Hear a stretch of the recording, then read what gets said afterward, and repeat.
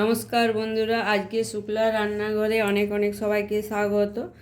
আরও একটা নতুন রেসিপি নিয়ে চলে এসেছি। আজকের রেসিপি হলো ইঁচড়ের কালিয়া। আমি কিভাবে বানাচ্ছি প্রথম থেকে শেষ পর্যন্ত পুরো ভিডিওটা দেখতে থাকুন, আশা করি ভালো লাগবে।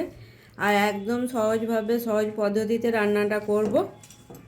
এর জন্য আমি ইঁচড়টাকে এইভাবে কেটে নিয়েছি, না বড় না খুব ছোট। আলুটাকেও আমি কেটে নিয়েছি, আলুটাকে জলে ভিজিয়ে রেখেছি। এটাকেও আমি জলে ভিজিয়ে রেখেছি, তবে জলটা কম হয়ে গেছে বলে উপরে এই চোরগুলো একটু কালো কালো হয়ে গেছে। যেগুলো জলে ডুবেছিল সেগুলো একটু পরিষ্কার আছে।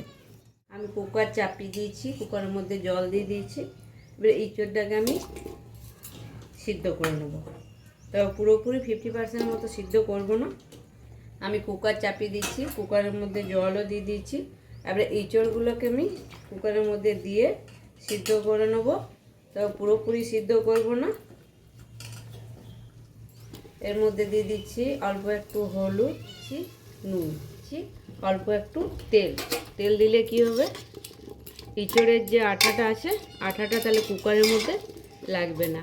এবার একটু নাড়াচাড়া করে এটাকে আমি সিদ্ধ করে নেবো। ওইদিকে ইঁচড়গুলো সিদ্ধ হতে হতে আমি এদিকে কড়াই চাপিয়ে দিচ্ছি। কড়াই গরম হয়ে গেছে, কড়াইয়ের মধ্যে তেলও দিয়ে দিচ্ছি। এবারে আলুগুলোকে আমি ভেজে নেবো। প্রথমে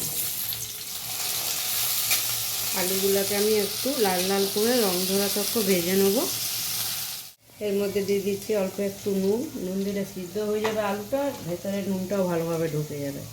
আর দিয়ে দিচ্ছি অল্প একটু হলুদ। আলুগুলো আমার লাল লাল করে ভাজা হয়ে গেছে, 50% মতো সিদ্ধ হয়ে গেছে। এবার আলুগুলোকে আমি তুলে নেব। এই যে ইঁচড়টা আমার সিদ্ধ হয়ে গেছে, পুরো গোটা আছে, অথচ সিদ্ধটাও সুন্দরভাবে হয়েছে। মানে আরও আলু ভাজার কড়াইতে আর একটু করে বেশি করে তেল দিয়ে দিলাম। এবার আলু ভাজার তেলটার সাথে আরও কিছুটা তেল দিয়ে দিলাম তরকারিটা চাপানোর জন্যে। তেলটা আমার খুব ভালোভাবে গরম হয়ে গেছে। এবার দিয়ে দিচ্ছি পেঁয়াজ বাটা।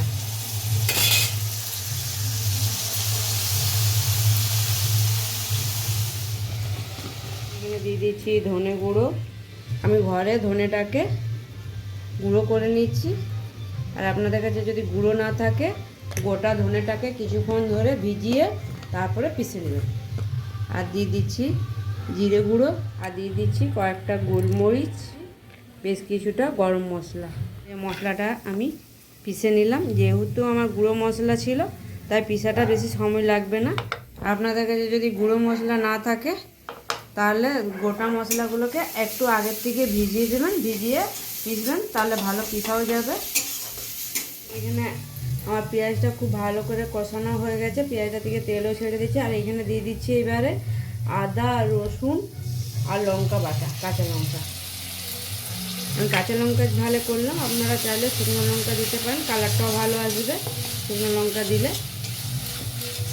এবার আমি আদা রসুনের কাঁচা গন্ধটা যাওয়া তক খুব ভালো করে আমি মশলাটাকে কষিয়ে নেবো।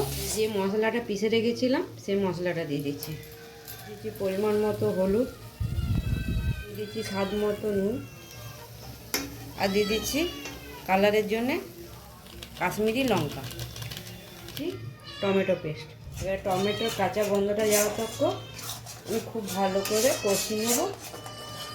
আমার খুব ভালো করে কষানো হয়ে গেল। এবার দিয়ে দিচ্ছি সিদ্ধ করে রাখা ইঁচড়টা।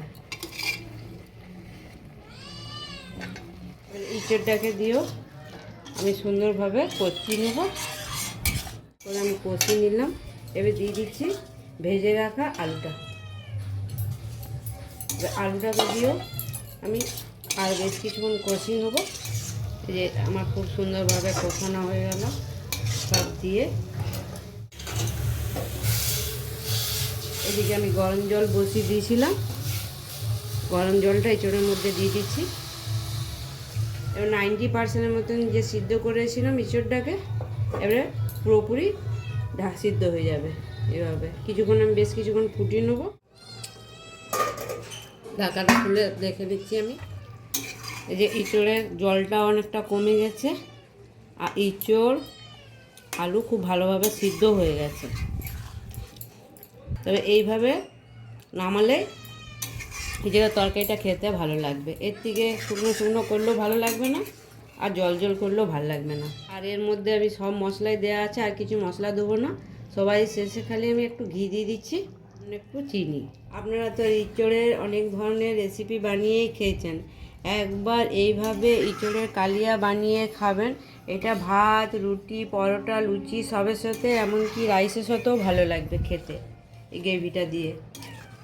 আজকের এই সহজভাবে ইঁচড়ের কালিয়া রেসিপিটা আপনাদের কেমন লাগলো অবশ্যই জানাবেন। যদি ভালো লাগে লাইক, শেয়ার, সাবস্ক্রাইব করবেন, পাশে থেকে সাপোর্ট করবেন। ধন্যবাদ। আর এইভাবে বানিয়ে একবার দেখবেন যে কেমন লাগছে।